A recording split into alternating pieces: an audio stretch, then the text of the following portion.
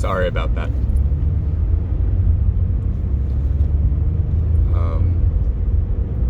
I think I was talking about this feeling of how a lot of things were going on all at once, and there were a lot of dramatic things, both personally and socially, which I suppose just makes this an utterly fascinating time, especially for reflection and keeping a record of my thoughts and all that. And so I don't know, and I've just been thinking about ways people make money and how a lot of people make money doing things that it's just unbelievable to me. Whether it seems to be an unethical way of making money, like trying to sell drugs to people, and not just narcotics, right? But the pharmaceutical companies that are sort of, shall we say, nefarious in their approaches to how they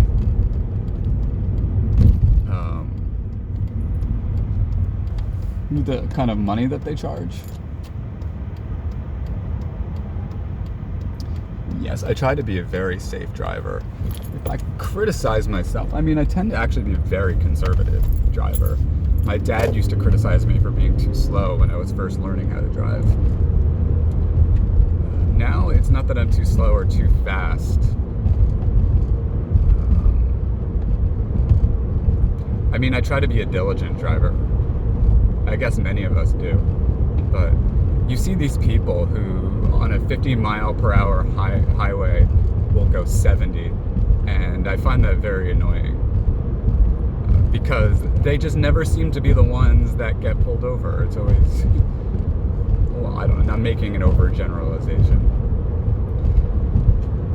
To me, is one of the most frustrating aspects sometimes of talking is how easy it is to say something utterly stupid. That's the privilege that a writer has that someone in a mode of extemporaneous talking does not have. A writer can scratch out, cross out, revise, put a lot of outlining and thought into, and you don't necessarily see what doesn't make the final cut. And so, on the one hand, there's a truth to that, in that the writer went out of his or her way, I guess, to put it in the clearest and most exact terms possible, on the one hand. On the other hand, you're not actually getting the most intimate examination of their intellectual thought process, are you, per se? So there's that is on my mind. But I don't know, I was just thinking about these people on reality television. That's why I decided that with it. I'm going to talk to you while I'm driving.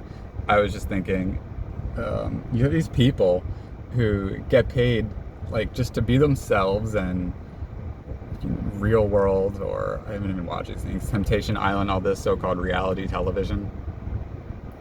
These people do these things and get paid for it. I don't know. I don't really watch reality television. I remember when I was 23, I guess the Jersey Shore thing was going on, and there was this actress named Snooki, I want to say, and she had published a book. That was the same year I published, self-published Lovers, Other Stories, and Words, and I felt extremely bitter because she went on to have her book be a bestseller. I did not.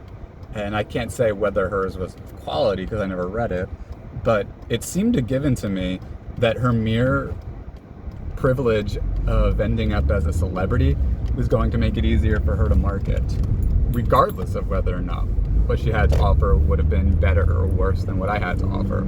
Of course, I totally concede that what I had to offer wasn't anything exceptional, though. But I don't know that what she had to offer necessarily was. In fact, correct me if I'm wrong, but didn't she have it ghostwritten or something anyway?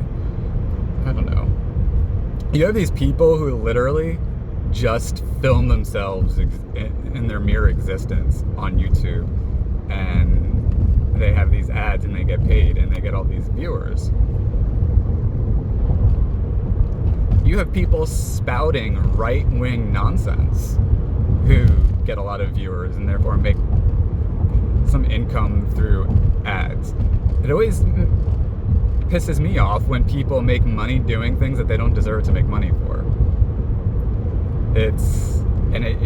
But it really makes you contemplate, I think, the question of what is possible.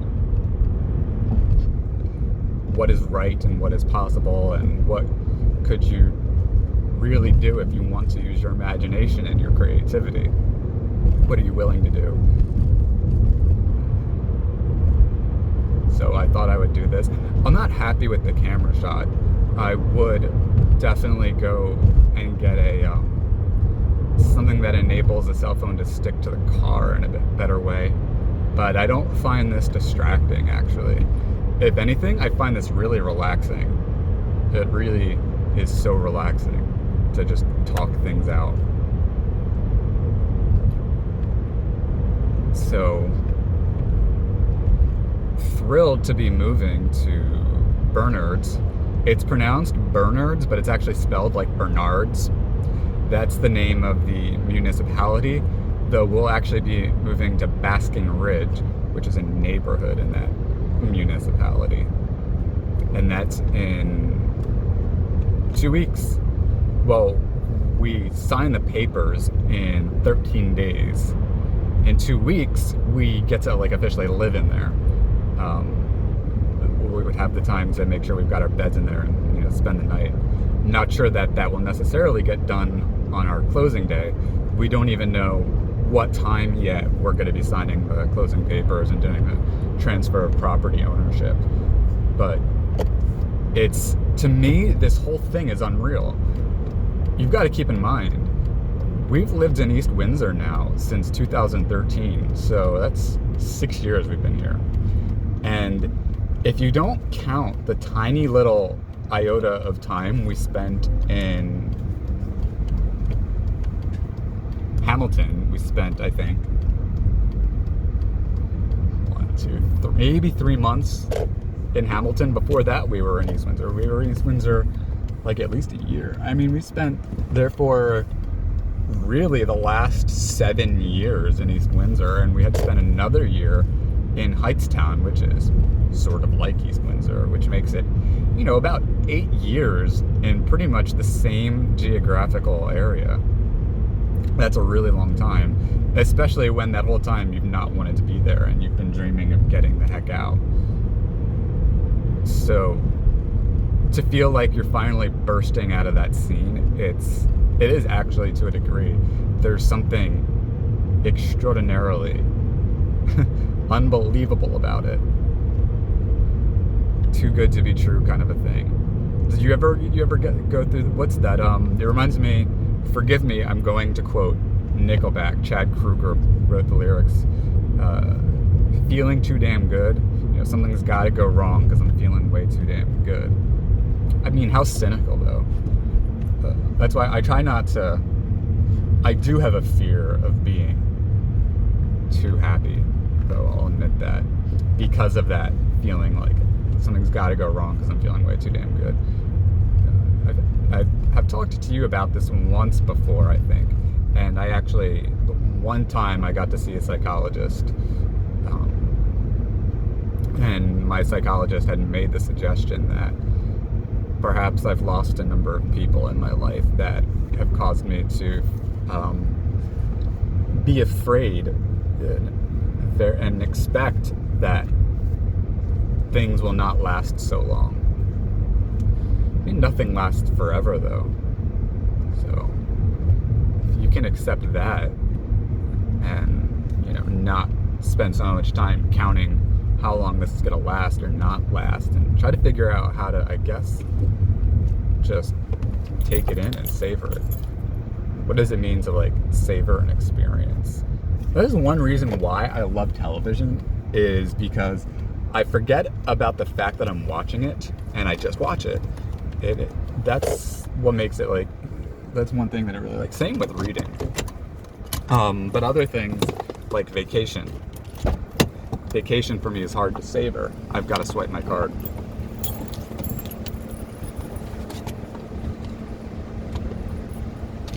Vacation is really hard for me to savor because I spend so much time thinking about how awesome the experience is and how short-lived that experience is going to be. And it's sort of like there's something almost in a way, forgive me for the hyperbolic language, but like almost sort of like treacherous about it in a way. Again, a little hyperbolic, but I probably see where I'm going. So, also I hate parking. I have really bad depth perception, part of the euphoria too. So I always feel this lack of confidence that I'm like, that I'm not, I'm afraid of hitting the curb all the time. And I have trouble gauging just how close I am to it. Anyway, that's going to be all for now. I'll chat with you later. Bye.